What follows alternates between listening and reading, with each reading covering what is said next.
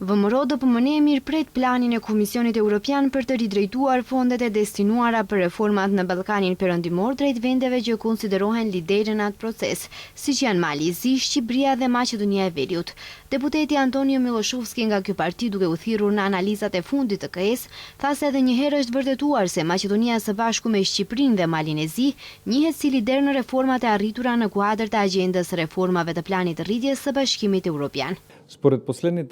Sipas rregullave të planit për arritjet e Komisionit Evropian, mbështetja financiare e cila ridretohet e ka vendet kandidate kushtezohet nga niveli i reformave të arritura dhe këtu Shqipëria, Maqedonia dhe Mali i Zi vlerësohen me rezultatin më të lartë, ndryshe nga vendet e tjera kandidate në rajon. Sipas tij, kjo është një konfirmim nga organi ekzekutiv i Bashkimit Evropian se Maqedonia po i zbaton detyrimet e agjendës së reformave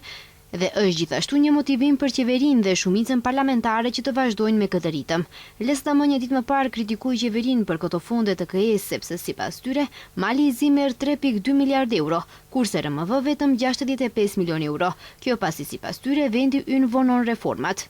Ndërkaq, këto fonde të KS janë mjete që nuk do t'i shfrytëzojnë Bosni-Hercegovina, Serbia dhe Kosova, sepse nuk i plotësojnë detyrimet e të ashtu quajturës agjendës europiane dhe pritet që të njëjtat të ju drejtohen vendeve me më shumë përparime në reformat, dhe këtu bëjnë pjesë Mali i Zi, Shqipëria si kryesuese, por edhe Maqedonia e Veriut, e cila ka rezultate të mira në zbatimin e reformave.